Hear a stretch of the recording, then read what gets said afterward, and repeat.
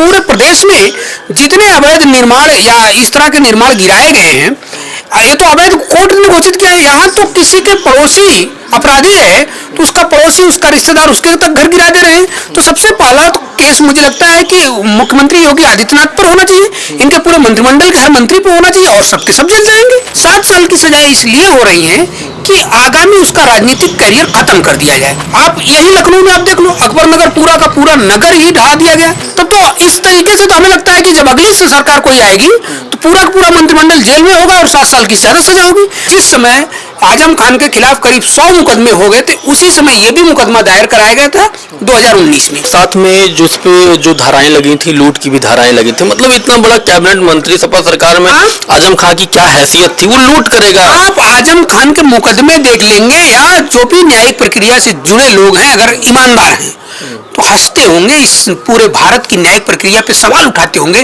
कि एक कैबिनेट मंत्री मुर्गी चुरा लेगा, एक कैबिनेट मंत्री अंडा चुरा लेगा, एक कैबिनेट मंत्री कर्नल भैंस चुरा लेगा, गाय चुरा लेगा, किताबें चुरा लेगा। रामपुर लोकसभा के लिए उम्मीदवारों का नाम का ऐलान नहीं हुआ है। क्या आपको लगता है कि उनकी फैमिली को एक बार फिर लड़ ना पाए? समाजवादी पार्टी के कद्दावर नेता आजम खान को आज डूंगरपुर मामले में 7 साल की सजा सुनाई गई है। इस मामले को अगर आप देखें तो ये 2016 का मामला था कि जब रामपुर के बगल में एक कोई कॉलोनी बननी थी, जो रामपुर का जो पुलिस लाइन है उसी के बगल में कॉलोनी बननी थी। वो स्थान का नाम था डूंगरपुर, और इससे पहले कोर्ट वो लोग गए हुए थे, मतलब जो पहले से वहाँ रह रहे थे उस कॉलोनी में पहले रह रहे थे, वो लोग कोर्ट गए थे। कोर्ट ने उन सबको अवैध जो रह रहे हैं उस जमीन को, उसके कब्जे को अवैध घोषित किया था। इसके बाद वहाँ बुलडोजर चला था, लेकिन उस वक्त कोई कार्रवाई नहीं हुई थी। कार्रवाई कब हुई? साल 2019 में, जब योगी सरकार प्रदेश की सत्ता में आ गई है।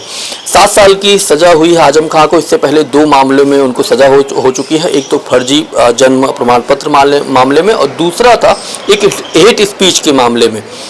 मनोज यादव जी हमारे साथ में हैं और आपसे हम समझेंगे ये जो जिस तरह के से मुकदमे आजम खान के ऊपर हुए थे, ये तीसरा मामला है जिनमें उनको 7 साल की सजा हुई है। आप खबर देख रहे होंगे, आजम खान को सजा हुई है, कैसे देख रहे हैं इस पूरे मामले को आप? देखिए, जो मामला अभी आज है उसमें 2 दिन पहले सजा मुकर्रर की गई थी, आज सजा दी गई है। ये एक तरीके से न्यायिक हत्या है। जो मामला आप बता रहे हैं 2016 का रामपुर के पुलिस लाइन के पास का है, और तत्कालीन सरकार ने कोर्ट के माध्यम से वो मामला अवैध घोषित किया गया था। जो कॉलोनी थी वो गई थी, उस कॉलोनी पे कुछ आवास, सरकारी आवास बनने तो जो बने, उस मामले में तब कुछ नहीं हुआ। 2017 में सरकार चली गई, तब कुछ नहीं हुआ। 2019 में भाजपा गवर्नमेंट ने जानबूझ करके वो जो लोगों ने मकान बनाया था उनसे ये केस करवाया। और आप सोच लीजिए कि अगर इस तरीके से न्यायिक हत्याएं की जाएंगी, न्याय का खुला उल्लंघन किया जा रहा है, संविधान का खुला उल्लंघन किया जा रहा है। आप सोचिए कि मंत्री कैसे जिम्मेदार हो गया? किसी जिले में कोई जमीन गिर रही है तो डीएम जिम्मेदार होगा, एडीएम भी जिम्मेदार होगा, एसडीएम जिम्मेदार होगा, जो पदाधिकारी जो अधिकारी वो जिम्मेदार होंगे। अगर किसी मंत्री को तो इस तरह तो पूरे प्रदेश में जितने अवैध निर्माण या इस तरह के निर्माण गिराए गए हैं, ये तो अवैध कोर्ट ने घोषित किया है। यहाँ तो किसी के पड़ोसी अपराधी है तो उसका पड़ोसी, उसका रिश्तेदार उसके तक घर गिरा दे रहे हैं। तो सबसे पहला तो केस मुझे लगता है कि मुख्यमंत्री योगी आदित्यनाथ पर होना चाहिए, इनके पूरे मंत्रिमंडल के हर मंत्री पर होना चाहिए, और सबके सब जेल जाएंगे। तो न्याय का कभी आप मिसयूज मत करिए, ये न्याय का मिसयूज है। इस तरह का अगर आप प्रक्रिया देखो, आप करो, एक कहावत है कि आप करो तो रास लीला, हम करें तो कलेक्टर ढीला। आप जिस न्यायिक दरवाजे का उपयोग करके, जिस न्यायिक प्रक्रिया का उपयोग करके लोगों को 7-7 साल की सजा दिलवा, 7 साल की सजा क्यों? 8 साल की भी सजा हो सकती, 5 साल की भी सजा हो सकती, 6 साल की भी। अगर उसमें 7 साल की सजा है, मैक्सिमम सजा है, न कि मिनिमम, या इस तरह 5-5 साल की भी सजा हो सकती, 2 साल से कम की सजा। 7 साल की सजा इसलिए हो रही है कि आगामी उसका राजनीतिक करियर खत्म कर दिया जाए। उस जो जनता का नेता है उसे आप कानून का दुरुपयोग करके खत्म कर रहे हो। आज जिस मामले में, सेम यही मामले आप यही लखनऊ में आप देख लो, अकबर नगर पूरा का पूरा नगर ही ढहा दिया गया। तमाम इलाहाबाद में तमाम लोगों के घर गिराए गए सिर्फ इसलिए कि अतीक अहमद के पड़ोसी थे। अतीक अहमद के आसपास के थे, तमाम अपराधियों के आसपास के लोग, उनके रिश्तेदार, ऐसे तमाम लोगों के घर गिराए गए हैं, जिसमें योगी आदित्यनाथ खुद दोषी होंगे। मुख्यमंत्री बोल रहा है ऑन रिकॉर्ड, मंत्री ऑन रिकॉर्ड बोल रहा है, तो इस तरीके से तो हमें लगता है कि जब अगली सरकार कोई आएगी तो पूरा का पूरा मंत्रिमंडल जेल में होगा और 7 साल की ज्यादा सजा होगी।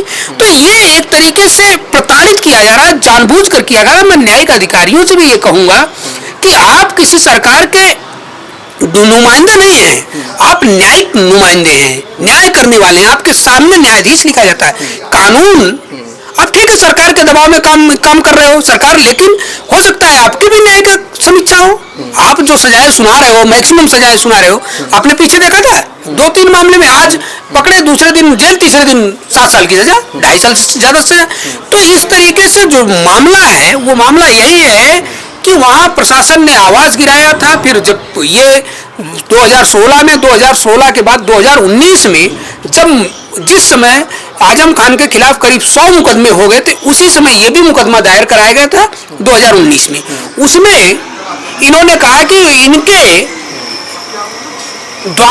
द्वारा जानबूझ कर क्या इनका निजी हित था ये गिरवाने में और साथ में जो उस पे जो धाराएं लगी थी, लूट की भी धाराएं लगी थी। मतलब इतना बड़ा कैबिनेट मंत्री सपा सरकार में आजम खान की क्या हैसियत थी, वो लूट करेगा। आप आजम खान के मुकदमे देख लेंगे या जो भी न्यायिक प्रक्रिया से जुड़े लोग हैं, अगर ईमानदार हैं तो हंसते होंगे, इस पूरे भारत की न्यायिक प्रक्रिया पे सवाल उठाते होंगे कि एक कैबिनेट मंत्री मुर्गी चुरा लेगा, एक कैबिनेट मंत्री अंडा चुरा लेगा, एक कैबिनेट मंत्री कर्नल भैंस चुरा लेगा, गाय चुरा लेगा, किताबें चुरा लेगा। जो विश्वविद्यालय बना सकता है, जो तालीम की इतिहास लिख सकता है कि इस तरीके का होना चाहिए, रामपुर के लोगों के लिए, पूरे प्रदेश के लोगों के लिए एक विश्वविद्यालय डिजाइन कर सकता है, बना सकता है, चला सकता है, किताबें चोरी करेगा। ये तो उसी तरीके से है जिस तरीके से आप जैसा चाहो वैसा न चाहो। कानून आज खास करके निचली अदालतें सरकार की कठपुतली हो गई है, जैसी सरकार चाह रही वैसी।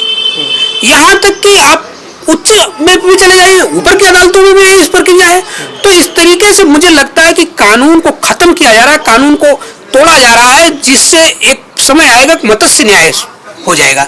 लोग कानून को मानेंगे नहीं, कानून के सामने क्यों सरेंडर करेंगे जब हमें पता है कि हमें यही सजा होनी है। सबको पता था। और अगर आज जितने इस तरह के ज्यादा से मैक्सिमम सजा हुए, अगर उनके जजों को देख लिया जाए तो एक जाति विशेष के लोग मिलेंगे, एक संस्था से जुड़े लोग मिलेंगे, जो कानून का चोला ओढ़ करके लोगों को परेशान कर रहे हैं। क्या इससे ये जो पूरा जो निर्णय ये आया हुआ है, क्या लोकसभा चुनाव से भी जुड़ा हुआ देख रहे हैं आप? क्योंकि अभी तक समाजवादी पार्टी की तरफ से रामपुर लोकसभा के लिए उम्मीदवारों का नाम का ऐलान नहीं हुआ है। क्या आपको लगता है कि उनकी फैमिली को एक बार फिर लड़ ना पाए? ये उनकी फैमिली का मामला तो है। एक पूरे वर्ग का भी मामला है। एक वर्ग के नेताओं को चुन चुन करके उन्हें अयोग्य घोषित कर दो, उन्हें मैक्सिमम सजा दे दो, उन्हें इतनी सजा दे दो कि वो खड़े ना हो पाए।